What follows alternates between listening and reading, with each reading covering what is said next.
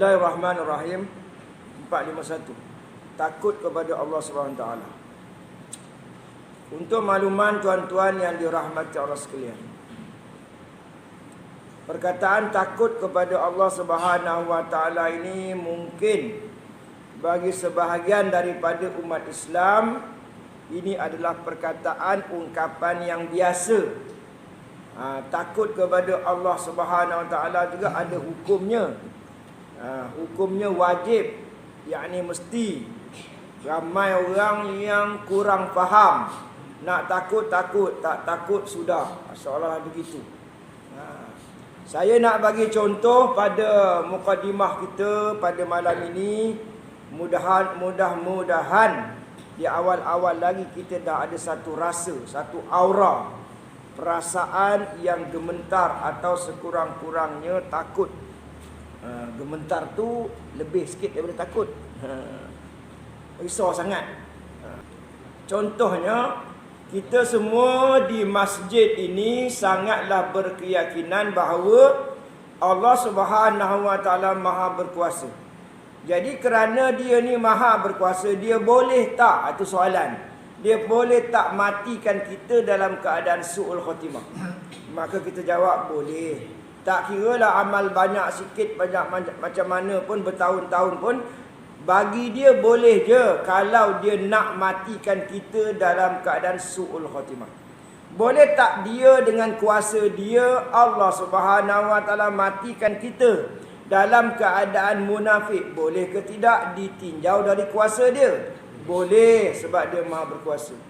Boleh tak Allah Subhanahu Wa Taala mematikan kita, na'udzubillah, subhanallah, matikan kita dalam keadaan murtad? Boleh ke tidak ditinjau dari kuasa dia? Walaupun kita dah berpuluh-puluh tahun beramal beribadah, boleh tak kalau ditinjau dari kuasa dia? Boleh. Jadi kalau begitu, kita ni dengan Allah tu hendaklah kita takut atau sangat takut atau setakut-takutnya dengan Allah. Jawapannya yang ketiga. Maka hendaklah kita setakut-takutnya dengan Allah atau setakut-takutnya dengan Tuhan. Ini kami dalam jamaah kami, kami diajar. Hendaklah kita berusaha untuk mendapatkan rasa takut setakut-takutnya dengan Allah dan serindu-rindunya dengan Nabi. Usaha kita. Dapat tak dapat soal kedua. Usahanya begitu. Dan dalam itu masa kita nak mati dalam keadaan hidup, dalam keadaan kita yang beramal, selalu datang ke masjid berjemaah ni, selalu berbuat kebaikan, sangatlah berazam, sangatlah berniat untuk meninggalkan dosa. Boleh tak Allah mentakdirkan kita ni buat benda yang kita tak duga, maka kita terlibat dengan dosa maksiat yang tak disangka. Sedangkan selalu saya ingatkan bagaimana Azazil 80,000 tahun dah ibadah, ketua kepada para malaikat, sangatlah dia warak, sangatlah dia alim, sangatlah dia abid, sangatlah dia menyembah Allah, benar-benar layak sehingga dilayakkan menjadi ketua malaikat. Tetapi akhirnya dengan kuasa Allah yang penuh dengan hikmah, penuh dengan rahsia dan tidak berlaku kezaliman walau sebesar zarah, akhirnya ditakdirkan Iblis tadi mati dalam keadaan kufur. Jadi inilah logik hujahnya mengapa kita kena ada rasa setakut-takutnya dengan Allah yang Maha Berkuasa. Takkanlah kita kata dengan Allah berbanding dengan makhluk rimau, singa, gajah dan lain-lain, kita hendaklah apa? Kalau dengan Allah itu hendaklah kita takut, sangat takut ke setakut-takutnya? Setakut-takutnya baru nampak logik dia. Baru nampak rasional dia. Baru nampak makul, boleh diterima oleh akal. Berbalik kepada tajuk pada malam ini, takut kepada Allah Ta'ala. Saya bacakan hadis ini, saya bacakan yang Melayu sebab kita nak dapat roh dia. Kalau orang bertanya kepada kita, mana yang lebih bagus? Kalau kita nak dapat ilmu tu dalam bahasa Arab ke, Jawi ke, Melayu ke, Perancis ke, Jerman, maka jawapan dia yang mana ikhlas. Yang mana kita boleh dapat ilmu dalam bahasa apa pun, kalau kita boleh terimanya dengan jujur, dengan ikhlas dan boleh mengamalkannya, itulah yang terbaik. Itu muktamad. Macam orang kata sedekah ni, sedekah mana ustaz yang lebih afdal? sedekah yang sembunyi ke, atau kalau yang sedekah yang terang-terangan? Maka jawapannya yang paling ikhlas. Artinya secara sedekah yang terang-terang pun boleh, secara sembunyi pun boleh. Yang mana kamu rasa diri kamu tu, hati kamu tu lebih ikhlas, lebih aman, lebih selesa, kamu buat. Kalau secara terang-terang kamu kena ikhlas juga. Jadi kalau kamu sembunyi-sembunyi, kamu kena ikhlas juga. Jadi yang mana lebih afdal, terang ke sembunyi? Macam sama je, maknanya lebih ikhlas. Kena faham dia. Baik. Dalam hadis Nabi SAW bersabda, ada orang bertanya dengan Rasulullah ni, ya Rasulullah, siapakah orang yang terpandai? Jawab Nabi SAW, orang yang berakal. Kemudian mereka bertanya, siapakah orang yang sangat ibadah, yang paling dikatakan ahli ibadat lah, yang banyak rajin ibadah? Siapa? A'badun nas, iaitu orang yang berakal. Sebelum kita lanjutkan hadis ni, saya pendekkan dia punya pencerahannya. Berakal ni mana cerdik, IQ dia bagus. Kalau orang cerdik, maka dia banyaklah ibadah, tu nama cerdik. Siapa yang paling pandai? Orang yang berakal. Sebab kalau tak ada akal, macam mana orang tu boleh pandai? Skut mana pun syaratnya kena berakal. Kemudian ditanya lagi, orang yang manakah yang paling afdal? Jawab Nabi SAW, orang yang berakal. Mereka bertanya, ya Rasulullah, tidakkah orang yang berakal itu, orang yang cerdik tadi, orang yang sempurna akhlaknya, kemanusiaannya, jelas kata-katanya, zaharat fasahatuhu, dan murah dermawan tangannya, dan besar kedudukannya. Ini lahiriah lah. Dia bersedekah, akhlaknya jelas, kata-katanya dermawan, lagi kedudukannya besar. Jawab Nabi SAW, itu semua perlengkapan kepuasan hidup di dunia.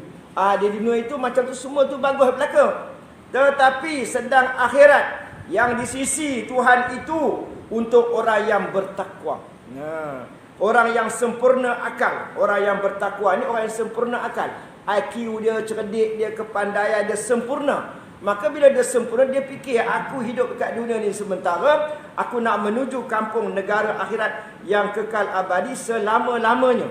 Dah pergi sana takkan balik dah. Dah pergi sana takkan boleh nak masa situ nak bertobat. Walaupun kononnya kita akan jadi orang yang paling bertakwa di padang mahsyar. Kononnya begitulah. Di padang mahsyar tu baru nak tobat sungguh-sungguh, jadi orang yang paling bertakwa, tidak berguna pun walau sebesar bu.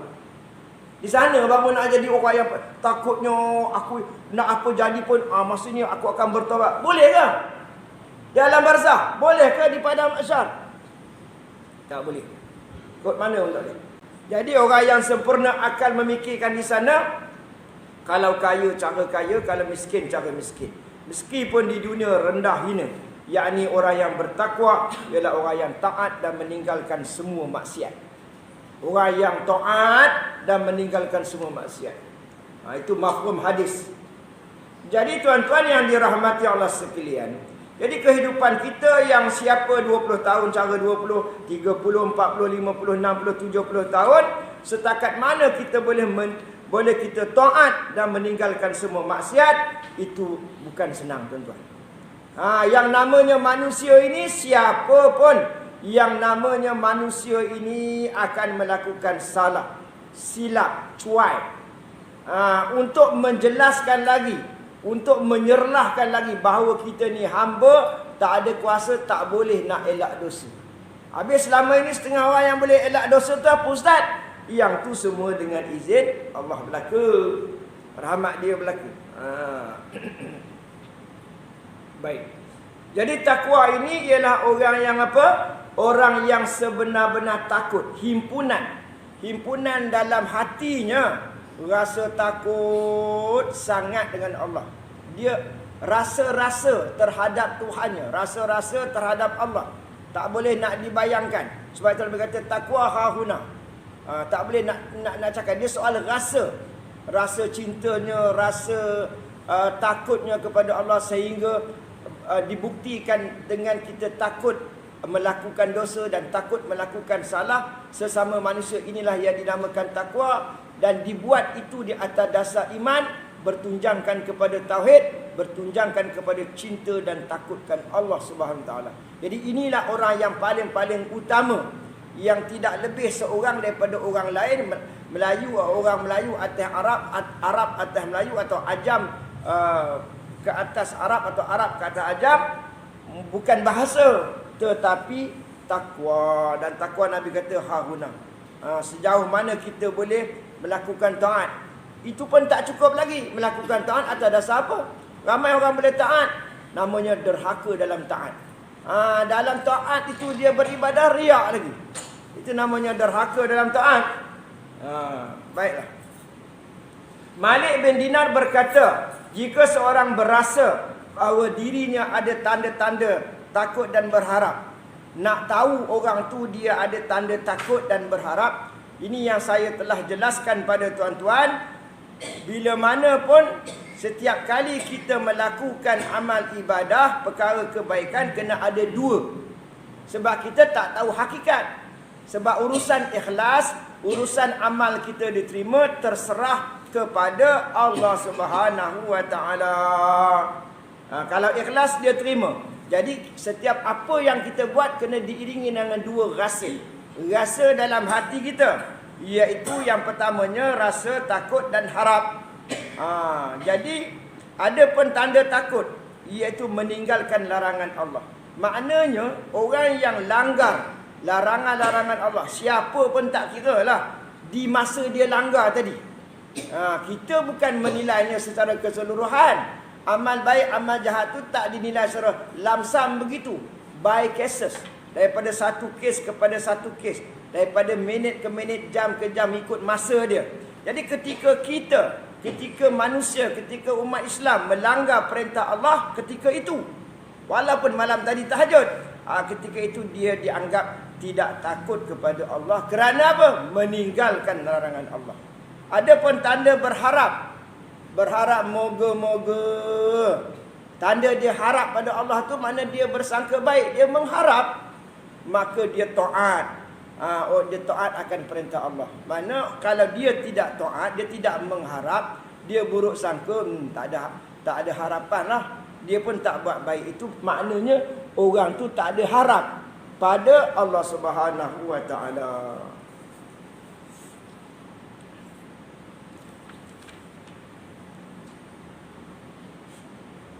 Kemudian yang kedua, saya ada buat nota saya ni sebanyak 13 perkara yang besar-besar. Kita akan sambung lagi. Ni ada kaitan dengan kitab ni lah, insya-Allah.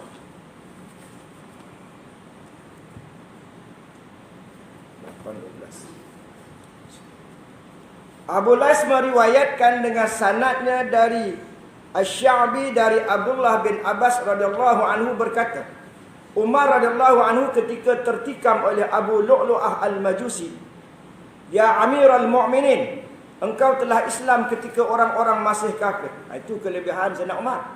Ketika mana orang banyak lagi kafir, dia Islam. Dan telah berjihad bersama Nabi SAW ketika dihina-hina orang. Maka dia telah berjihad, udahlah berjihad bersama dengan Nabi. Kalau mati syahid, makna tingkatan takwa dia sangatlah tinggi. Kedudukan dia sangatlah tinggi. Bahkan dia adalah orang yang kedua selepas Sayyidina Abu Bakar masuk surga, dia orang yang kedua.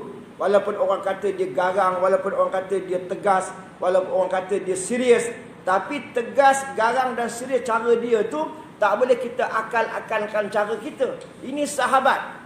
Sahabat ni masya-Allah akhlaknya sangatlah menyerupai Nabi, sangatlah hampir dengan Nabi, sangat-sangat hampir, 99.99999%. Bahkan ada yang menyamai akhlak Nabi. Sebab itu dikatakan Imamul Mahdi di akhir zaman datang, wajahnya tak sama dengan Nabi, tetapi akhlaknya persis. Makna persis tu menepati 100% tepat sama dengan akhlak Nabi. Maknanya orang nak Islamkan dunia, nak tawan negara-negara orang kafir ni, akhlaknya sama macam Nabi. Subhanallah. Laqad kana lakum fi Rasulillah uswatun hasanah. Pada diri Rasulullah tu ada contoh yang boleh ditiru. Maka Imam Mahdi salah satu khalifah. Salah satu khalifah yang bertaraf khalifah. di akhir zaman. Akhlaknya sama macam Nabi. Jadi akhlak-akhlak sahabat ini semuanya, kebanyakannya banyaklah mendekati Nabi dan sama dengan Nabi sallallahu alaihi wasallam. Jadi kedudukan Sayyidina Umar ni dahsyatlah, luar biasa.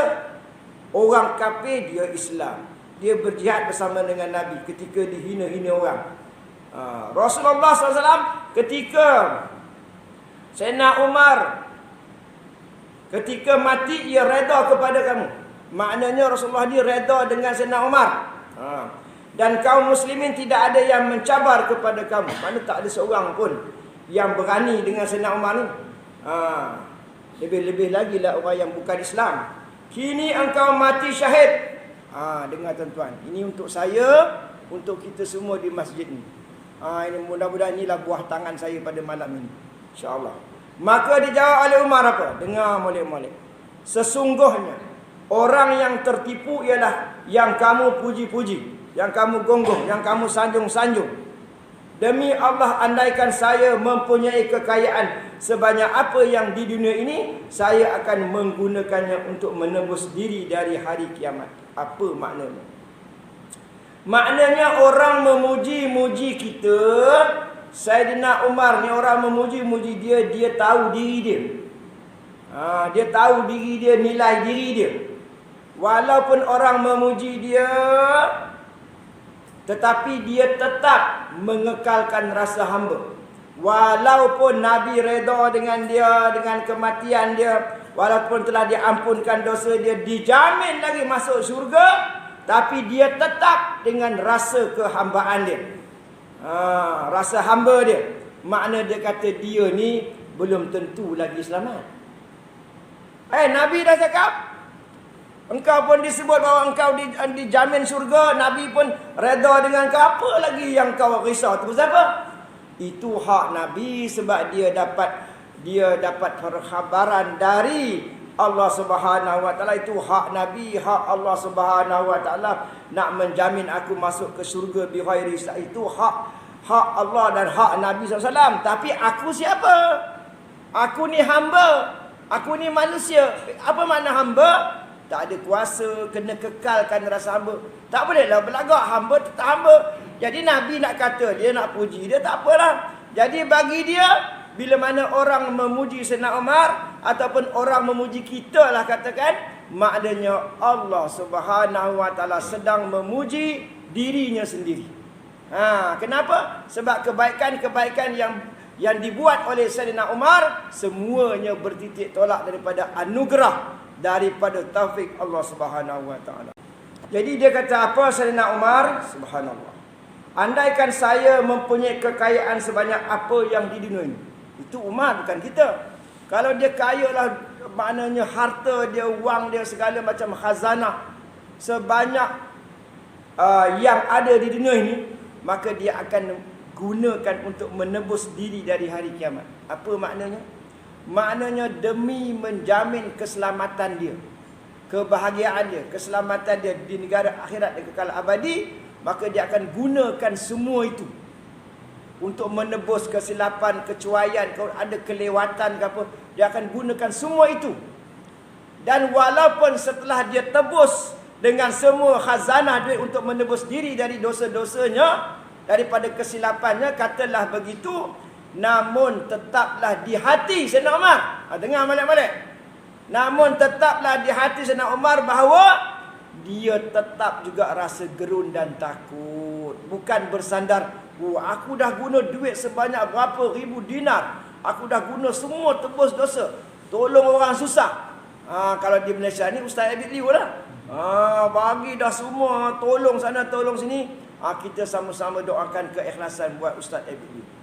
Tapi nak bagi tahu di sini bahawa Sayyidina Umar ini, walaupun dia dah gunakan semua harta kebaikan, diguna untuk jalan fi sabilillah, namun dia rasa sedikit pun, ini yang besar ni, yang mahal ni, sedikit pun itu tidak boleh menjamin keselamatan dia, melainkan yang menjaminnya adalah syafaat Nabi ataupun rahmat dari Allah Subhanahu Wa Taala semata-mata. Macam tu.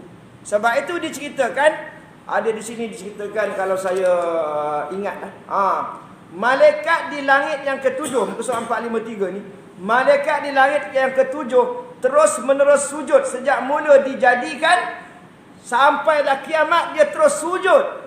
Tetapi tak hilang gementarnya. Atas lagi bertakut, gementarnya persendian, sendi-sendinya kerana takut kepada Allah. Malaikat tadi yang tak ada dosa tadi, yang sejak mula diciptakan sujud kepada Allah sampai kiamat, kemudian masih lagi gementar persendiannya, sendi-sendinya. Maka bila tiba hari kiamat, dia angkat kepala sambil membaca, Maha suci engkau, Maha suci engkau, Allahu Akbar. Maha suci engkau Tuhan, kami belum menyembah kepada engkau dengan sesungguhnya erti menyembah. Dia rasa macam masih belum sembah, tak berbaloi lagi, masih belum, masih zero lagi, masih tak sembah lagi. Wah, dahsyatnya kita nak berdepan dengan Allah Subhanahu Wa Taala. Kalau itu Sayyidina Umar, itu malaikat, bagaimana dengan kita? Adakah kita manusia yang tidak berdosa? Allahu Akbar, subhanallah. Dosa lah sangat, banyak lah sangat. Daripada balik, daripada kecil dulu entah apa panggil luak-laknya, mengutuk orangnya, bergaduh, perli orang, sindir orang, meradang, marah kat orang, marah ke bini, marah sana, marah sini. Belagak, sombong, riak, macam-macam, kedekut, bahil, perangai, luak-lak, macam-macam. Kurang hajar lagi semua ada pada kita, pada saya lah. Lepas tu, oh ya Allah, syurga mana kau nak bagi kat aku? Subhanallah. Perasan betul ya. Ya. Allahu Akbar. Kita lompat nanti, yang ni saya ulas akan datang. Baik. Seterusnya, seorang hamba itu dia akan beramal dengan amalnya untuk keselamatan dirinya. Untuk keselamatan dirinya, maknanya dia beramal di dunia untuk akhirat. Kehidupannya untuk matinya. Tetapi ini poin besar lagi yang ketiga. Macam kita lah, kita tahu nak mati takutnya di alam barzah. Macam kita ni terror sangat daripada kalau katalah kita di alam barzah, katalah contohnya, contoh saja 50 tahun sebelum kiamat. Contoh saja. Gamaknya kita takkan tak kena seksa, tak kena azab dengan malaikat. Jadi setengah orang tu dia punya perasan dia kuat. Tapi harap-harap dia selamat lah. Tapi perasaan dia kata, aku rasa tak, aku okey kot. Dia rasa gitu. Dia rasa dia okey. Dia rasa, takkanlah malaikat sepak aku kot. Tak ada. Dia rasa okey. Itu masalah dia tu macam tu. Jadi, walaupun disuruh dan kita buat. Walaupun disuruh dan kita buat, kita beramal sebanyak-banyak amalan, ikhlas, sempurna. Memang kita kena buat. Memang kita kena buat persiapan beramal. Tetapi tak boleh. Ini saya ulang balik. Tak boleh. Apa yang tak boleh? Menyandarkan kepada amalan tak boleh. Menyandarkan, aku ni dah beramal letih, benar dah. Macam kata Nabi Daud alaihissalam, aku dah setahun berzikir beramal. Kata Nabi Daud alaihissalam, letih dah aku berzikir berwirid. Maka datanglah seekor katak. Seekor katak datang. Nabi Daud, aku ni 60 tahun dah zikir ya. 60 tahun dah zikir, tapi aku masih lagi gementar. Entah baru setahun ni. Datang katak, datang nak ajar. Itu subhanallah. Jadi itu yang mana katak dah tentu dia selamat dah. Nabi Daud pun macam mana pun selamat. Kita ni. Orang apa ni? Orang Selising orang mana ni? Orang mana ni? Orang sebut? Selising. Dah tentu ke selamat? Allahu Akbar. Rasa diri lagi bagus, rasa orang tu tak bagus, rasa orang ni macam ni. Kita ni banyak amal sungguh, tapi perli pun kuat je. Beramal banyak, tahajud pun banyak, boleh tahan. Sindir, mengumpat dengan orang, kutuk orang, na'udzubillah, subhanallah. Jadi tak boleh macam tu rupanya. Jadi marilah kita berubah sikap kita. Selepas dah dunia kita beramal ni semua, rupa-rupanya yang kita masuk surga, sikit pun nanti kita akan ketahui sedalam-dalamnya realiti sebenar. Oh, rupanya itu mujur kalau kita masuk surga. Rupanya aku masuk ke surga ni betul-betul kerana rahmat Allah SWT.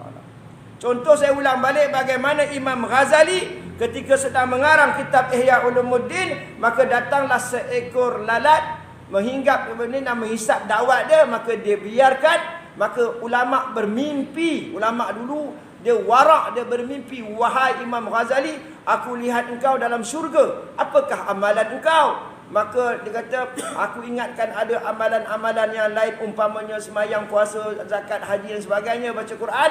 Rupanya tidak, hanya semata-mata kerana lalat itu, maka datangnya rahmat. Jadi lalat tadi yang isap dawat dia reda tadi itu sebab, tetapi hakikatnya rahmat kasih sayang Tuhan. Pasal apa itu sebab sahaja yang tidak mempunyai bekas? Kerana boleh sahaja Allah mentakdirkan yang lalat tadi hisap dawat orang lain. Tapi kenapa dipilih Imam Ghazali? Kerana amal apa? Macam kita ni dulu tak ada, sekarang daripada tak ada, Allah Subhanahu Wa Taala menciptakan kita. Daripada tak ada kepada ada, diberi peluang masuk surga. Adakah kerana amalan kita? Amalan apa benda? Jadi di sinilah nanti kita akan tahu semua orang termasuk Nabi SAW masuk ke surga benar-benar dengan rahmat. Sebab itulah kita hendaklah berusaha seboleh-bolehnya, semampu yang mungkin untuk mendapatkan rasa-rasa, iaitu rasa apa? Rasa setakut-takutnya dengan Allah. Dan tidak ada dua kali takut. Tidak akan menghimpun dua kali rasa takut. Makna di sini, kalau kita takut dekat dunia, insya-Allah selamat aman di akhirat. Tapi kalau kita tidak takut di dunia, kita akan takut di akhirat. Kita rasa aman di dunia, mana tak takut di dunia. Tak takut ni mana tak takut buat dosa, tak takut dengan Allah, ikut lantak aja, ikut nafsu saja. Sana tak selamat. Kalau sini ada rasa takut, rasa takut setakut-takutnya, maka insya-Allah di sana selamat. Jadi rumusannya adalah rasa takut kepada Allah itu wajib, mesti. Ada orang yang sanggah, pasal apa pula kena takut pula ustaz? Sedangkan Allah Subhanahu Wa Taala tu Maha Pengasih, Maha Penyayang. Sebab itulah saya kata setiap apa yang amalan kita kena ada dua rasa. Bukan rasa stroberi, rasa mangga. Yang pertama rasa takut. Takut dengan Allah kerana takut-takut dia tak terima amal kita, dia azabnya kita, dia murka. Dan dalam masa yang sama harap pada rahmat dan kasih sayangnya. Sebab itulah kita ni macam seorang bapa lah. Kita takut, anak ni takut dengan bapa sebab garang, takut pada bapa. Tapi ada masanya bukan dia takut dia. 24 jam takut menyorok dalam mesin basuh ya. Mana maunya. Jadi ada masanya dia sayang bapak dia. Ayah balik, ayah balik. Ayah nak skrin contohnya. Dia tahu bapak dia pengasih, penyayang. Tak gitu. Jadi bukan maknanya ustaz kenapa pula takut dengan Allah? Sampai orang tak faham peringkat itu pun ada akhir zaman ini. Tapi bukan orang sini, orang Afrika. Ya, dia takut pula. Kita kena kasihlah, sayang. Tak payah takut. Pasal apa tak payah takut? Takutlah sangat. Dia boleh kita tiba-tiba kita dekat highway yang kita bawa laju, boleh accident tak? Boleh. Saya ulang balik cerita saya. Tak tahu saya dah cerita ke belum. Masa saya mengajar di Sungai Siput kuliah subuh, saya sudah masuk jalan lain. Sebelah ni sudah termasuk. Suatu apa saya ingat, bolehlah, rupanya jauh jalan tu. Jadi makna dia ada dua lorong, makna belah sana adalah kereta lori. Tapi entah macam mana dengan kuasa kasih sayang Tuhan, saya panjang jauhnya. Ini kalau lori datang ni, pada adatnya kepala berhilang. Jadi alhamdulillah, saya selamat. Boleh. Lepas tu dalam tu takutlah memang kisah. Cemaslah. Tapi takkan nak reverse. Jadi Allah boleh buat. Jadi apa-apa pun boleh berlaku. Sebab itu kita kena rasa takut. Tuan-tuan bukan kata saya takut, tuan-tuan pun takut juga. Bukan takut lagi, penakut lagi. Takut accident, takut itu, takut ini. Banyak itu takut ni. Yang paling dahsyat takut bini ya. Subhanallah. Okey, berapa minit lagi Isya? Tak mula. Okey. Allahu Akbar. Baik, muka surah 453 perenggan yang kedua. Abu Maisarah jika telah ada di tempat tidur, di atas katil tempat tidur Abu Maisarah ni, dia sentiasa berkata, aduhai, sekiranya ibuku dahulu tidak melahirkan aku. Maka ditegur oleh isterinya. Biasanya isterinya lemah sikit daripada laki-laki biasanya. Ada juga yang isteri itu lebih warak lagi bagus daripada suaminya. Bininya selalu bangun tahajud, yang suaminya selalu terkejut. Jadi maka ditegur oleh isterinya, hai Abu Maisarah, sesungguhnya Allah telah berikan kurnia kepada kamu dan memberi kamu hidayat sehingga kamu agama Islam benar. Tapi Allah menerangkan bahawa kami akan masuk melalui neraka dan tidak menerangkan bahawa kami akan keluar daripadanya. Ini saya tak ingat ayat dia, tapi dalam ni ada rasa saya. Muka surat-surat saya dah baca dah ni. Tapi sama ada ayat ini ke tidak. Jadi apa yang saya nak terangkan, poin yang keempat seterusnya, yang besar juga poin ini. Dia kata, aduhai sekiranya ibuku dahulu tidak melahirkan aku. Maknanya dia kalaulah bolehlah dipatah balik, kalaulah mak aku tidak melahirkan aku, alangkah bagusnya. Kalau tanya Sayyidina Abu Bakar, saya ulang balik cerita ni. Wahai burung, alangkah hebatnya, alangkah mulianya, alangkah bahagianya engkau. Engkau boleh terbang ke sana kemari, wahai burung. Tidak seperti bagaimana nasib Sayyidina Abu Bakar. Bagaimanalah nasib Abu Bakar di hari akhirat. Padahal dia ahli syurga. Padahal orang yang pertama-tama jejak masuk syurga selepas Nabi Muhammad SAW, selepas Rasul-Rasul, Sayyidina Abu Bakar lah. Tapi dia kata, apalah nasib Abu Bakar di akhirat sana nanti. Padahal dia dijamin masuk surga orang yang pertama selepas daripada Rasul dan Nabi. Begitu akhlaknya. Kita boleh jadi tentu-tentu masuk neraka. Surga aku dah sama Nabi Muhammad ni. Aku dah bersama Nabi SAW. Aku selalu selawat. Takkan tak masuk surga. Kata Tuhan tu adil, baik ustaz yang cakap.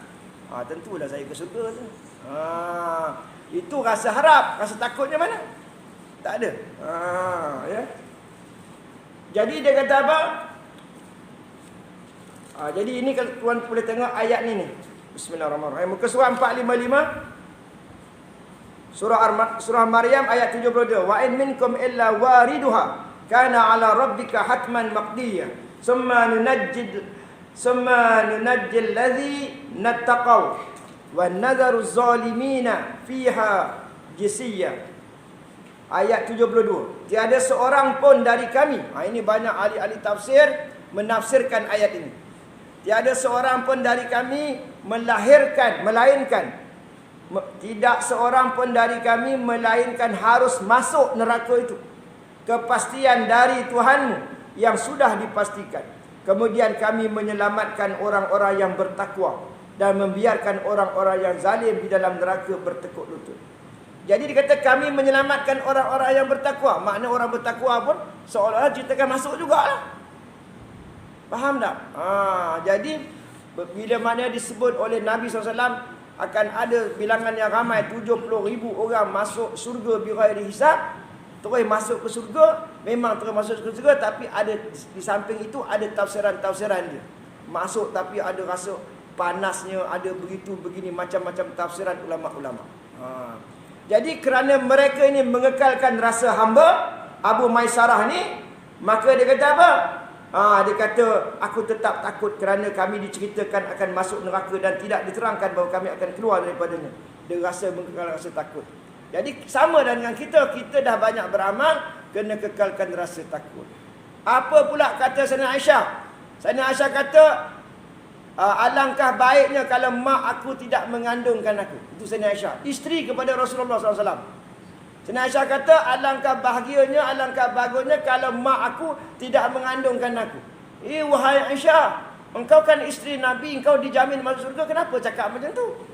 Samalah dia itu hak Nabi, hak Allah nak memuji aku masuk surga ke mana pun. Tetapi aku ni siapa? Hamba. Jadi aku kena kekal rasa hamba, aku takut Allah boleh buat Dia nak masukkan aku yang nama Aisyah ni ke dalam neraka. Boleh tak boleh? Atas kuasa dia. Boleh. Jadi aku ni hamba kekalkan rasa hamba. Ini yang saya beri kuliah pada malam ini tuan-tuan. Adalah rahsia-rahsia besar. Rahsia-rahsia besar yang semestinya ada dalam diri kita seorang mukmin. Barulah nama kita ni tawaduk, rendah diri, tak ada sombong, walaupun amal banyak. Walaupun amalnya banyak. Kata Sayyidina Umar pula yang terakhir, kalaulah nanti di padang mahsyar semua orang masuk syurga. Dia kata kalaulah nanti ditakdirkan di padang mahsyar semua orang masuk syurga, ada seoranglah yang masuk neraka. Dia bimbang-bimbang yang seorang tu mungkin dia. Wah, dahsyat. Dahsyat itu. Kita pula kan, kalaulah nanti semua orang masuk syurga, ada seorang yang masuk neraka, kita pun dapat rasa juga. Mungkin aku tu lah. Kata kawan kita, memang kau pun. Kawan kita ni, kita nak godam kita je. Nak ambil kesempatan itu. Memang kau lah tu. Tak ada orang lain. Jadi apa pun pokoknya kita kena merendah diri. Jadi Sayyidina Abu Bakar ahli syurga, tapi dia rasa tak selamat. Sayyidina Aisyah ahli syurga, tapi dia rasa tak selamat. Sayyidina Umar dijamin masuk syurga, tapi dia rasa tak selamat. Jadi rasa tak selamat itu ada. Ramai orang tak tahu ni. Saya ni tuan-tuan, demi Allah dan Rasul, sampai peringkat tu, saya baru tahu ni setelah umur saya 40 tahun, setelah saya belajar dengan mursyid, dengan seorang guru yang menampakkan kita ni, dia nampak baik kita. Barang siapa yang nampak selalu kejahatan dia, tu tanda dia orang baik. Barang siapa yang nampak selalu kejahatan dia, itu adalah orang yang baik. Dia nampak jahat dia rasa hina, dia rasa tak lebih baik daripada orang. Tapi siapa yang nampak kebaikan dia, maknanya dia terhijab dengan Tuhan. Dia nampak kebaikan dia tak nampak Tuhan. Dia tak nampak yang baik itu semuanya datangnya dari Allah Subhanahu Wa Taala, bukan dari dia. Dia tu asbab, sarung je. Jadi tuan-tuan, betul kalau cara pemikiran tu, supaya selepas ini kita boleh beramal dengan sebaik-baiknya dan seikhlas-ikhlasnya.